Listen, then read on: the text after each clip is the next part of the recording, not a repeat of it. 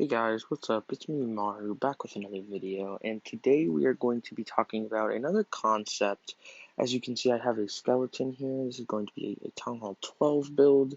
I don't think I'm going to be building the whole base because I really want to focus on just a small concept that helps me build and helps my bases do, or not helps my bases get better defenses and just do better overall.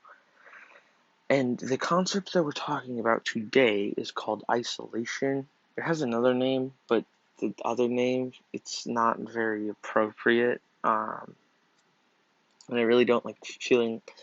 I don't. What is the word? Sorry, it's like 1 a.m. I'm not. Yeah.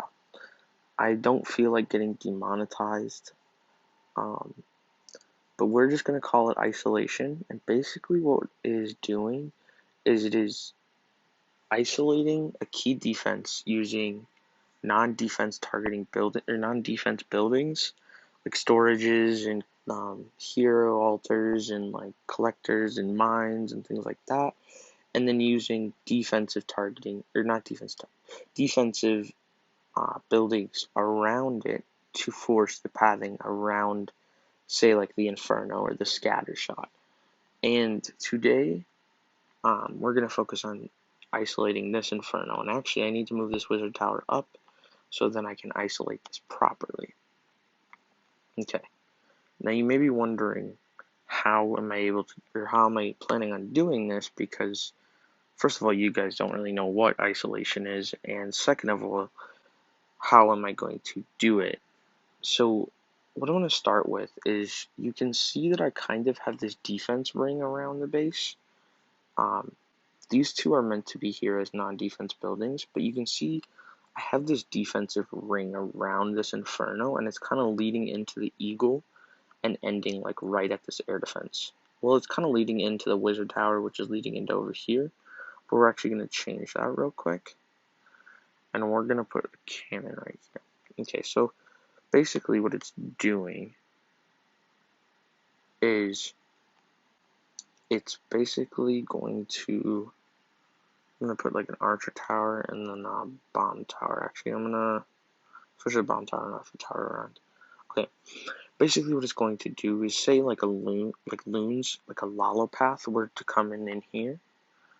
What it's going to do is it's going to start at this wizard tower, go all through around here, go to this expo, go to the eagle, go to the air defense, go to the cannon, end out at the archer tower, and continue circling around the base without actually going into this inferno count.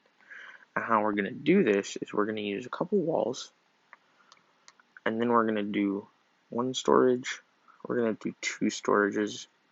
I don't exactly know how I want them. I think something like this maybe. And then we're going to adjust our walls. And then we're going to put an elixir pump. There we go. Now what this does is this makes sure that since all of these are, actually I'm going to change that up a little bit. I'm going to do storage on the inside. No, like this. Okay, there we go. Alright, so what this does is it ensures that nothing is going to pass to this inferno unless if it's like, unless if it is a non-defense, like it doesn't only target defenses first. So if it's like a dragon rider or a loon or a hog, it will not pass to this inferno, which is what we want. And then, obviously, you kind of want to create some outside, like after you create that isolation, you want to create some outside anchor points, which makes them use a couple more of like their loons or hogs in order to like just make sure that you have the isolation down so then they can't send in extra loons after that, like after they get their stuff to go around it. Now this is a pretty old strategy that me, Andrew, Deco, Danny, and Dressy came up with a while back, like last CWL season, but I haven't really gone over it like the topic very much, and I haven't really had a reason to be honest. Um, but now I am, and yeah. So the next thing is obviously the CC placement. That is important as well. I don't want to make this like Yeti bombable because of the oops because of the fact that this is isolated really well. Someone could just send a Yeti bomb in there, and then that would ruin my pathing. So what I'm going to do is I'm going to try and put the CC as far as away as I can. I'm going to put it over here, just so that I can ensure that this Inferno doesn't get Yeti bombed. Oops. Alright, and the next thing that I'm going to do is I'm going to put an archer tower right here. I'm going to put a non-defense building right here. That is important. Actually, I'm going to do a builder hut. That's important because it cuts off the pathing to where it's not sporadic pathing, it's very controlled pathing. And that'll help trapping as well. As long as, like, if you can control pathing, you can control the attacker. And then I'm going to put a bomb tower right here. Just because we do need some more, or like another defensive building to protect against the rocket loon. And then I'm just going to fill in some trash real quick. Alright. So now that we have that ring set, now we need to start thinking on how the attacker is going to hit it. And this is very crucial that you start thinking at this stage so then you're able to place your buildings accordingly. So, we want the attacker to start their Lalo right around here or end their Lalo right around here. I'm thinking that it would be smart for them probably to end their Lalo right there, which means what we're going to do is we're going to have a sweeper facing this way. Okay. Now, what I think they're going to do is because of this air defense, they're going to have to queen charge into here or Sui into here. I think they're going to Sui, honestly, because it's not a ton of DPS, and their Sui would get just as much value as a queen charge, in my opinion, on this. So I think they're going to Sui into here with a double wall breaker, and then they're going to get like the town hall, this air defense, all that stuff. We're going to put an expo in here too, just to provide some extra DPS. And then I think they're going to start their Lalo from up top. So then what we're going to do is we're going to put two Sams right here. I'm doing trapping a little bit early because it's important that you think about when you're like really trying to focus on isolation. It's important that you focus on how the attacker is going to hit. And it's mainly with things like Lalo that this is useful. So it would generally bring two hounds, which means one hound is going to be right here, probably Stone Slammer around here, so we can Sam that up real quick. And then we can Sam this air defense. It'll probably be sent the hound flying across like 9 o'clock area, which isn't a biggie. And then, now comes the fun part. Okay, so now that we have the pathing, the controlled pathing established, now what we can do is we can start adding in red air bombs, and this will start messing up the Lalo. So we're going to add two right here, just like so, just to either force the Warden ability or to add extra DPS.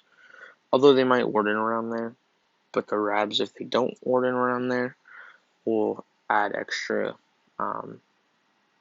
splash for the loons to get killed. And then we're going to do the last two red air bombs over here, and then we're also going to do NATO to spin around right here. Actually, we're going to do three. Actually, we're going to make like a nuke, I guess. Actually, no, we really need like, we need two back end. We'll do an air skelly trap with that. Plus, there's an air defense and a couple wizard towers, so that'll be really aids for them to get through. And then I'm just gonna do the some trash real quick, remembering what I taught in a couple videos back, making sure the trash touches the edge, and you have defenses in the trash, but you don't want to make sure you have defenses in the trash, but you don't need to like have every single point defense in the trash ring, because you still want some to be able to add DPS into your base. And then just adjusting. Okay. So now we have another sweeper to place, and I think we're just gonna do like a dummy sweeper. Okay, I have an idea. So what if we do a sweeper right here, and then a dummy sweeper right here? Yeah, I like that. And then a builder hut right here. Actually, I want a wall. I want a wall right there, and a builder hut right here. Okay. And then I'm gonna make this a non-defensive targeting building as well, just so that I know exactly how the Lalo is going to behave. And I have one more expo I need to place as well. We're gonna put the expo over here. Actually, what they might do? I think they sent Stone Slammer in over here to try and snag some of the defenses and this Inferno. So we're gonna put 2 Sams over there. And then instead of using defenses, we're gonna do a Tesla Farm bluff right there. And I think that is the guide on isolation / pathing guide then. I know it's not a complete base, but you guys get the gist, I hope, of, because what I'm mainly trying to do is not complete the base, but I'm mainly trying to show you pathing. Like, I placed things a very certain way in certain areas, not to show you DPS or anything, but to show you the pathing, like how the pathing is going to behave. And actually, this needs to be a defensive building right here as well, and this needs to be non-defensive, so then the Stone Slammer gets lost amongst the group and is basically wasted, so then it can't bunch up with the Lalo. And also we need a red air bomb over here.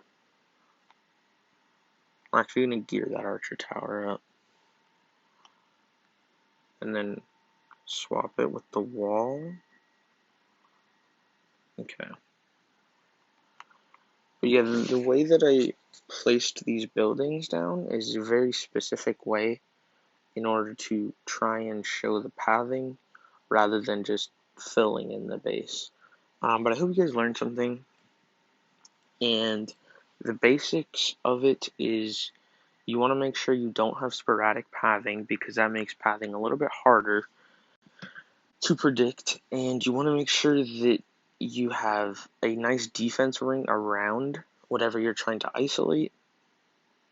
And you also want to make sure that you have traps set up throughout your isolation in order to help defend against like certain attack strategies, whatever you're trying to defend. Another very important tip is I wouldn't do something like this, because if you do this, like with all 3 storages, it makes it very obvious that you're isolating something. But if you do something like this, where it's 1 storage or 2 storages, and then some like gold mines or like wall pieces or like a builder hut, it makes it a lot less obvious that you're trying to isolate something. But yeah, I hope you guys learned something, and I will catch you guys in another video. Peace.